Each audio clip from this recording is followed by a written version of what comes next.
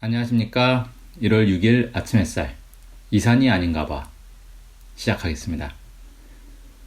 이 방송에 대해서 약간 설명이 필요할 것 같아요. 오해하시는 분들이 있더라고요. 제가 아침 햇살이라는 이름으로 이제 강연 연재를 하는 게 있습니다. 강연을 연재하는 것과 이 방송이 똑같은 건 줄 알고 계시는 분들이 있더라고요. 근데 오디오북이라는 게 원래 책을 읽어주는 거 아닙니까? 그래서 이건 강연 음성이 아니고요. 텍스트를 그냥 그대로 읽는 겁니다. 그래서 아니 텍스트를 그대로 읽을 거면 뭐하러 하느냐. 그걸 바라시는 분들이 있어요 또. 그러니까 텍스트를 읽는 것보다 듣는 거를 더 편하게 하시는 분들이 있더라고요. 그래서 글을 읽는 게 편하신 분들은 사실 이걸 들을 필요가 없습니다. 그냥 글을 직접 보시면 돼요. 제 아침 햇살 글 시리즈는 자주시보와 그 다음에 주권연구소에 연재가 되고 있으니까 거기서 보시면 되고요. 글을 읽는 것보다는 듣는 게 더 편하다. 예를 들어서 뭐 운전을 한다거나 아니면 손으로 다른 손과 눈이 다른 일을 하면서 라디오를 듣고 싶어 하시는 그런 분들 입장에서는 이게 좀 편할 것 같아서 이렇게 낭독을 하는 겁니다. 그럼 이 양 낭독하는 거면 좀 전문 성우가 하지 라고 생각하시는 분들이 있을지 모르겠는데, 네, 성우를 소개시켜 주십시오. 그러면 제가 성우를 쓰겠습니다. 네, 일단은 그때까지는 제가 해야 될 것 같아요. 네, 시작하겠습니다. 아침 햇살 이산이 아닌가봐. 빨갱이 몽둥이에서 평화번영 여망으로. 2019년이 저물었습니다. 국내외에 많은 변화를 남긴 한 해였습니다. 사회 변화를 정확히 인식하기 위해서는 다른 객관 지표보다 먼저 민심의 변화를 살펴봐야 합니다. 실제 사회를 바꾸는 힘은 대중에게 있기 때문이죠. 1. 종북 빨갱이 논리로 점철된 대한민국 역사. 괄호 1. 문재인 대통령이 종북 좌파에 둘러싸여 있다. 지난 9월 해리 해리스 주한미 대사가 여야 국회의원을 관저에 불러 문재인 대통령이 종북 좌파에 둘러싸여 있다는 얘기가 있다 라고 발언해 논란을 빚었습니다. 그런데 이런 식의 발언은 해리스 대사만 한 게 아니고 황교안 자유한국당 대표는 지난 1월 당대표 후보 시절 한 인터뷰에서 자신이 공안검사 시절에 국가보안법 위반으로 처벌했던 사람들이 문재인 정부에 들어가 있다면서 종북 좌파가 나라를 좌지우지하는 모습을 더 기다릴 수 없다. 힘을 합해서 막아내야 한다. 라고 말했죠. 나경원 전 원내대표나 홍준표 전 대표도 좌파 독재, 주사파 정권 이런 식의 발언을 늘 해왔습니다. 막말의 대가 민경욱 의원은 검찰개혁 촛불을 두고 종북 좌파의 관제데모라고 비하했죠. 내란 선동으로 인지도를 높이고 있는 정광훈 목사도 대한민국이 종북화, 공산화되었다며 문재인 대통령 하야를 요구했습니다. 언론도 색깔론 공세의 선두주자입니다. 조중동과 종편은 종북몰이에 자기 지명과 화면을 아끼지 않습니다. 심지어 이들은 종북 관상이니 종북 부부 순위 따위에 저널리즘을 상실한 보도를 하고도 부끄러움을 모릅니다. 이들은 명예훼손으로 거액의 벌금을 물면서도 이런 보도를 멈추지 않습니다. 최근 적폐 세력의 핵심 무기로 떠오른 검찰도 색깔론에 빠져 있습니다. 2011년 한상대 검찰총장은 취임사에서 종북 좌파와의 전쟁을 선포했습니다. 2014년 말 2015년 초에 재미동포 신은미 씨에 대한 검찰의 종북몰이 수사는 대표적인 사건입니다. 당시 검사는 대동강 맥주가 정말로 맛있다고 생각하나? 북한 강물이 어떻게 깨끗할 수가 있나? 따위의 질문을 했다고 합니다. 이게 대한민국의 최고 엘리트로 꼽히는 검사의 수준입니다. 이처럼 주한미 대사부터 자유한국당, 태극기 부대, 언론, 검찰 모두 종북 타령을 해왔고 지금도 하고 있습니다. 이들은 아직도 냉전 시대를 살고 있습니다. 괄호 2. 대한민국의 근본 이념이 되어버린 논리. 일제가 패망하자 친일파들은 미 군정에 충성하는 친미파로 변신했습니다. 이들은 자신의 과거 행적을 세탁하기 위해 새롭게 빨갱이 사냥이라는 색깔론을 만들었습니다. 자신들이 미국을 받들면서 반공투사로 활약하여 한국의 공산화를 막아냈다는 것입니다. 친일파가 기득권을 잃지 않고 해방 후에도 한국 사회의 권력층에 대를 이어 남을 수 있었던 결정적 논리가 바로 이것입니다. 이들은 권력이 위태로울 때마다 이 논리를 꺼내들었습니다. 이들은 지난 70여 년을 나라가 혼란스러우면 북한이 쳐들어온다. 나를 반대하는 자는 북한과 손잡고 한국을 공산화하려는 빨갱이다. 이런 논리로 민주주의를 가로막았습니다. 4.19 혁명 당시에도 내무장관은 담화문에서 마산 사태의 배후 조종에는 적색 마수가 게재된 혐의가 있어 수사 중이라고 발표하고 방공검사 오제도를 마산에 파견해 적색 분자를 색출한다며 무고한 시민들을 마구잡이로 체포했습니다. 그래도 시위가 걷잡을 수 없이 확산되자 좌익 공산 세력의 시위를 막는다며 계엄령을 선포했습니다. 5.18 광주항쟁 당시에도 계엄사령관은 담화문에서 상당수의 타 지역 불순인물 및 고첩들이 사태를 극한적인 상태로 유도했다면서 광주항쟁의 배후에 북한이 있는 것처럼 묘사했습니다. 여기서 고첩이라는 건 고정간첩을 줄여서 하는 얘기입니다. 군부의 통제 아래에 있던 언론들도 같은 논조로 보도했습니다. 지금도 극우단체들은 5.18 광주항쟁에 북한이 개입했다고 주장하고 있습니다. 이 밖에도 반정부 시위가 격화되면 매번 등장하는 간첩단 사건, 선거 때면 나타나는 북한 관련 사건들도 모두 같은 맥락입니다. 국민의 시선을 북으로 돌려 사회 혼란은 남침을 부른다. 반정부 시위는 북한이 사주한 것. 안보 위기가 있으니 여당을 찍어 사회를 안정시켜야 한다는 식의 논리를 유포하는 것입니다. 이 논리는 너무 뿌리가 깊어 대한민국의 근본 이념이나 마찬가지가 되어버렸습니다. 실제로 박정희는 쿠데타 직후에 혁명 공약 제1조에 반공을 국시의 제1의로 삼는다는 내용을 넣었습니다. 어디서나 빨갱이나 종북이라는 말이 나오면 모두 긴장합니다. 상대를 공격하는 가장 효율적인 방법이 색깔론이며 색깔론 공격을 받은 사람은 어떻게든 벗어나려 발버둥 치지만 한번 빨갱이, 종북으로 낙인 찍히면 결코 빠져나올 수 없습니다. 주한미 대사부터 자유한국당, 태극기 부대, 언론, 검찰 등 적폐 세력들이 냉전에서 벗어나지 못하고 아직까지도 종북 빨갱이 타령을 하는 이유가 여기에 있습니다. 2. 종북 빨갱이 논리의 전제와 왜곡된 민심. 괄호 1. 종북 빨갱이 논리의 3가지 전제. 70년 이상 위력을 떨친 종북 빨갱이 논리는 몇 가지 전제를 필요로 합니다. 첫째, 북한은 때려잡아야 할 악마, 호시탐탐 남침 기회를 노리는 적이어야만 합니다. 종북이란 북한을 추종한다는 뜻이므로 종북이 부정적인 의미를 가지려면 북한이 부정적 존재여야만 합니다. 한국 사회에서 북한은 절대 악이었습니다.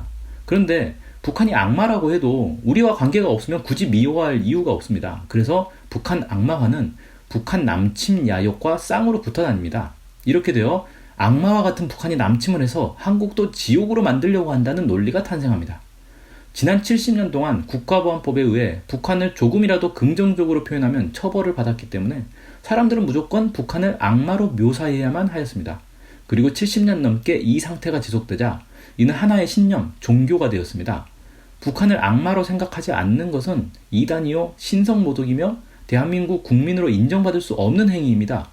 비전향 장기수에게 전향서를 강요하고 신은미 씨를 강제 추방한 것도 이런 이유에서입니다. 전향서를 써서 북한을 악마라고 간증해야 국민으로 받아들이며 이를 거부하면 강제 추방하는 것입니다. 둘째, 북한은 물론 중국, 소련 등 공산국가는 비인간적이어야만 한다. 빨갱이란 공산주의자를 비하하는 표현입니다. 박정희가 제1국시로 내세운 반공은 공산주의를 반대한다는 뜻입니다. 공산주의, 사회주의는 자본주의 체제의 핵심 구조인 생산수단의 사유화를 금지하여 인간에 의한 인간의 착취를 없애는 것을 표방합니다. 이런 공산주의를 반대하는 논리로 자본주의 진영에서 개발한 것 중 하나가 공산국가의 비인간성입니다. 즉, 공산국가는 공산당 일당 독재를 통해 국민을 비인간적으로 학대한다는 논리입니다. 그래서 북한, 중국, 소련에 대한 이야기에서 빠지지 않는 것이 정치범 수용소나 숙청, 기아로 인한 엄청난 국민이 죽었다는 소문입니다. 예컨대 노벨 문학상을 받은 솔제니치는 소련에서 공산당 때문에 무려 1억 1천만 명이 죽었다고 주장했습니다. 당시 소련 인구가 3억 명이 안 되니 참으로 어처구니 없는 주장이지만 아무도 의심하지 않았습니다. 이런 식의 소문은 지금도 북한을 대상으로 만들어지고 있습니다. 조중동과 종편은 틈만 나면 북한에서 누가 처형당했다느니 정치범 수용소에 끌려갔다느니 보도했다가 은근슬쩍 다시 부활시킵니다. 2018년에 한국을 방문해 주목을 받았던 현송월 단장도 수많은 죽었다 살아난 사람 중 한 명입니다. 한편 공산국가에 대한 악선전은 한국도 공산화가 되면 저런 지옥이 펼쳐진다는 공포감을 심어주었습니다. 그리고 그런 공산주의를 신봉하는 빨갱이는 사회에서 철저히 격리해야 하는 처단 대상이 되었습니다. 셋째, 미국은 감히 범접할 수 없는 신적인 존재여야만 합니다.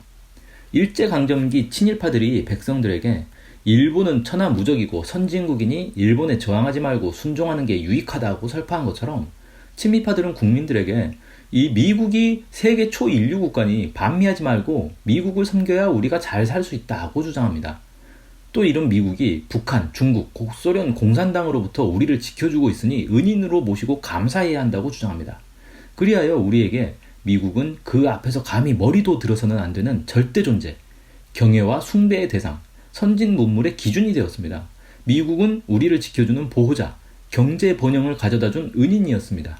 그리고 이런 미국을 반대하는 민족 자주 세력은 종북 빨갱이가 되었습니다. 괄호 2. 왜곡된 민심. 이런 전제가 있었기에 해방 이후 70년 넘게 대중은 친미, 반공, 반북 논리에 눌려 억압을 받았습니다. 심지어 살아남기 위해서는 친미, 반공, 반북을 주장하는 적폐 세력에게 줄을 대야 한다는 인식도 팽배했습니다. 대구의 예를 들어보겠습니다. 대구는 일제강점기에 조선의 모스크바로 불릴 정도로 사회주의 활동이 왕성했고 항쟁이 끊이지 않은 도시였습니다. 1907년 국채보상운동도 대구 중앙로에서 시작됐고 1946년 미 군정에 반대한 10월 항쟁도 대구에서 시작했습니다. 대구 팔공산의 야산대는 빨치산 활동의 시초 가운데 하나였습니다. 1956년 대선에서 무소속 조봉암 후보는 30%를 얻는 데 그쳤는데 대구에서만 72.3%의 압도적 지지를 받았습니다. 하지만 진보 색채가 강한 만큼 탄압도 많이 받았습니다. 1950년 한국전쟁 당시 대구 형무소 수감자 2,500여 명과 민간인 4,000에서 6,000명이 대구 가창골에서 무참히 학살당했습니다. 가창골은 한국 최대 민간인 학살지입니다. 박정희는 자기 고향부터 좌익 세력을 쓸어버리겠다며 대대적인 탄압에 나섰습니다. 민주민족 청년동맹 사건, 보도연맹 피학살자 유족회 사건, 인혁당 사건, 인혁당 재건이 사건 등 여러 사건이 줄줄이 터지며 민주화운동, 진보운동 세력을 초토화했습니다. 이런 참혹한 탄압의 결과 대구는 보수의 상징도시가 되어버렸습니다. 공포를 주입해 순응하게 만드는 전략입니다. 사람들은 살아남기 위해, 가족을 살리기 위해 자유한국당 세력에 줄을 대고 학살자에게 충성해야 했습니다. 대구와 관련한 위의 내용은 좌파도시 대구는 어떻게 반공과 지역주의의 천병이 되었나 라는 제목의 한겨레 2017년 1월 11일 기사를 참조하시면 좋겠습니다. 경남 지역도 대구와 비슷한 사례라고 할 수 있습니다. 오랜 기간 미 군정과 독재 정권의 탄압이 이어지고 국가보안법에 의한 처벌이 지속되면서 민심은 왜곡되었습니다. 불의를 보고도 참는 게 미덕이 되는 사회가 되었습니다. 계란으로 바위치기다. 모난돌이 정맞는다. 너는 나서지 말고 뒤로 빠져라. 이처럼 적폐에 순응하고 체념하는 논리가 횡행하였습니다. 세계가 탈냉전 시대로 진입한 지 30년이 흘렀지만 한국은 좀처럼 냉전에서 벗어나지 못했던 이유가 여기에 있습니다. 3. 전제가 무너지니 논리도 안 통한다. 70년 넘게 한국 사회를 지배해온 논리가 더 이상 통하지 않고 있습니다. 전제부터 무너졌기 때문입니다. 괄호 1. 무너진 세 가지 전제. 첫째, 북한에 대한 인식이 틀렸음을 확인했습니다. 북한을 때려잡을 수도 없고 북한이 악마도 아니고 호시탐탐 남침 기회를 노리지도 않는다는 걸 알았습니다. 북한을 때려잡자는 생각은 우리가 북한보다 우월하다, 특히 군사력에서 앞선다는 전제에서 할 수 있습니다. 그러나 미국조차 북한의 심기를 건드리지 않으려 몸을 사리는 상황에서 저런 생각은 더 이상 유효하지 않습니다. 북한을 악마로 여길 수 있었던 건 북한의 실체를 직접 볼 수 없었기 때문입니다. 정부와 언론이 보여주는 것만 봐야 하는 시절에는 북한에 뿔난 도깨비만 산다고 여겼습니다.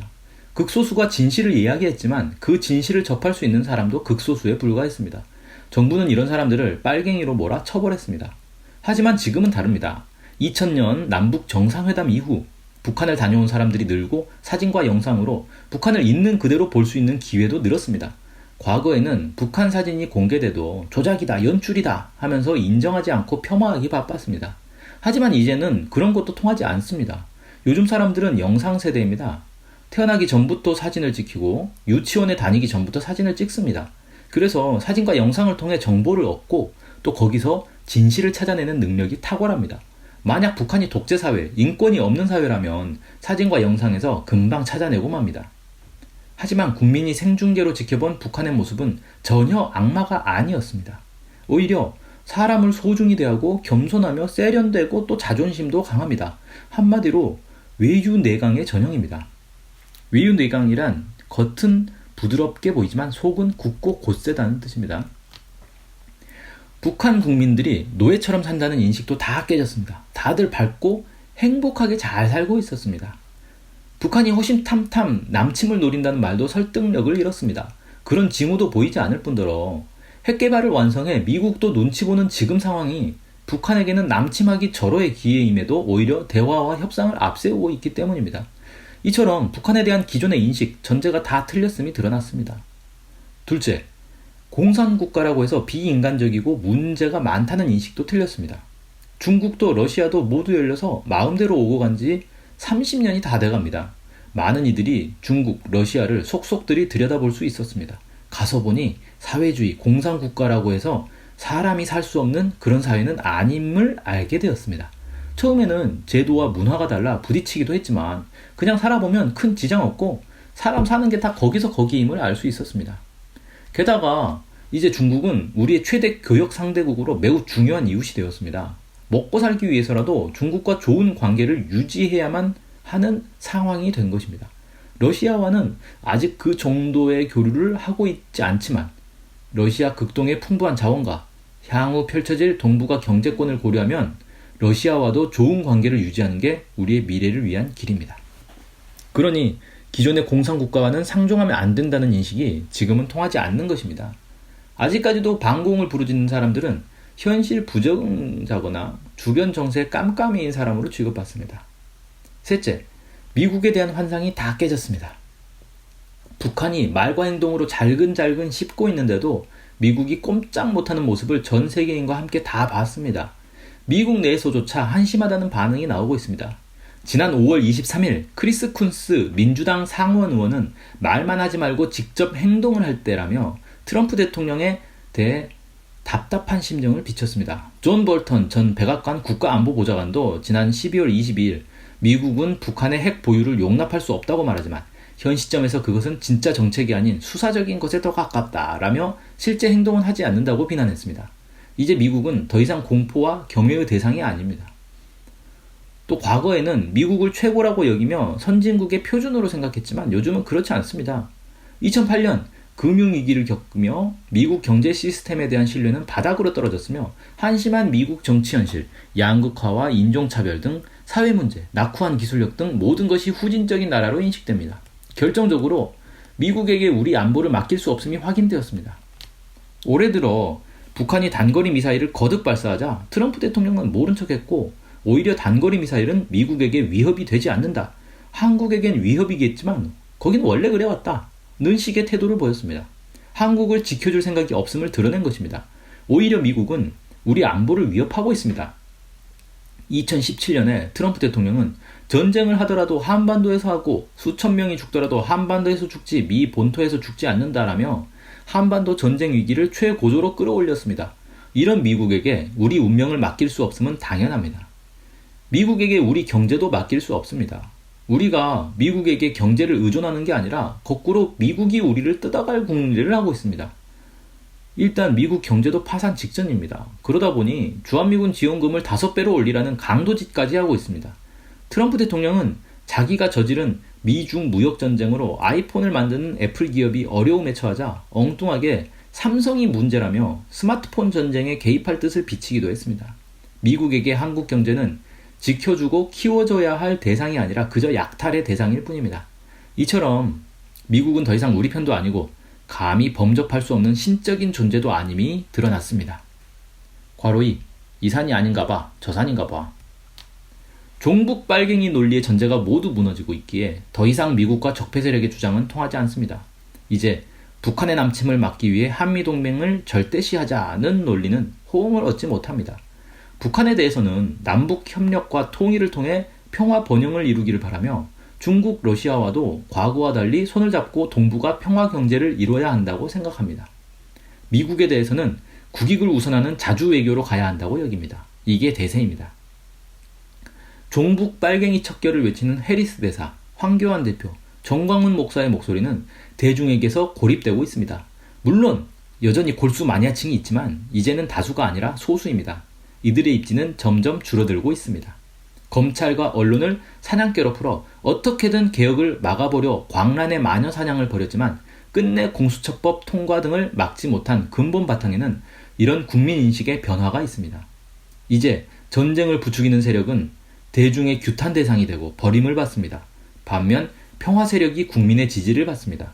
2010년 지방선거가 온통 천안함 사건으로 뒤덮였지만 1번 전쟁, 2번 평화라는 야당의 주장이 먹히면서 이명박 정권과 한나라당이 참패를 당하며 심판받았습니다. 그 한나라당이 지금의 자유한국당입니다. 이때부터 이미 국민은 평화 세력과 전쟁 세력을 나눠보기 시작한 것입니다. 그리고 이런 경향은 이제 대세가 되었습니다.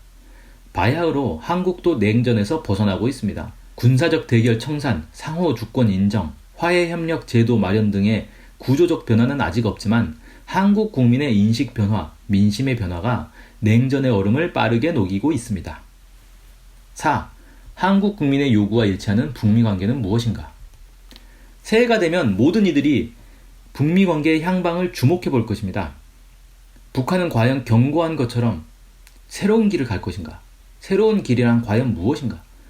미국은 어떤 대응을 할 것인가? 모두가 숨죽이며 지켜보고 있습니다. 지금 북미 관계는 둘 중 하나로 가게 되어 있습니다.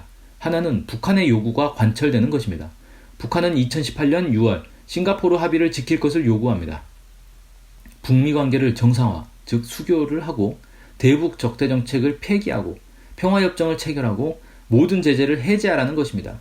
다른 하나는 미국의 요구가 관철되는 것입니다. 북한이 완전한 비핵화를 하면 경제 혜택을 줄지 고려해 보겠다는 것입니다. 한국 국민은 한반도의 평화와 번영을 바랍니다. 그런데 북한의 요구대로 싱가포르 합의가 이행되면 한반도와 동북아 평화번영 시대가 열리므로 국민의 요구와 일치합니다. 당시 많은 국민들이 북미 정상회담 결과를 보고 환호한 것도 이 때문입니다. 문재인 대통령도 정상 합의를 환영하며 이번 합의를 바탕으로 우리는 새로운 길을 갈 것입니다. 전쟁과 갈등의 어두운 시간을 뒤로하고 평화와 협력의 새 역사를 써갈 것입니다. 그 길에 북한과 동행할 것입니다. 라고 하였습니다. 또 한국 국민은 국익 우선 외교의 원칙으로 미국을 상대해야 한다고 여깁니다. 이를 위해서도 북한의 요구가 바람직합니다. 미국의 요구가 관철되지 않으면 미국은 을의 위치로 떨어지면서 한국의 아쉬운 손길을 내밀 수밖에 없습니다. 지난 12월 7일 트럼프 대통령이 문재인 대통령에게 통화를 요청한 것도 이런 점을 잘 보여줍니다. 당시는 리태성 외무성 미국 담당 부상 담화, 박정천 조선인민군 총참모장 담화, 최선희 외무성 제1부상 담화, 김성 유엔 주재 대사 성명 등 북한이 미국을 연속 압박해 미국이 심리적으로 위축되던 시기입니다. 미국이 한국의 아쉬운 손길을 내밀어야 하는 처지가 되면 한국의 입지도 그만큼 넓어집니다. 한미 관계에서 미국이 우리에게 일방적으로 요구하는 것들에 대해 우리의 목소리를 높일 수 있는 것입니다. 예를 들어 주한미군 지원금 5배 인상을 강요한다거나 2018년 한미 자유무역협정을 무시하고 삼성, LG 세탁기의 긴급 수입 제한 조치를 취한다거나 하는 미국의 횡포에 맞서 우리 국익을 더 강하게 내밀 수 있습니다. 이렇게 보면 북미 관계가 앞으로 북한의 요구대로 풀리는 게 한국 국민의 요구와 일치함을 알 수 있습니다. 오늘은 여기까지 하겠습니다. 고맙습니다.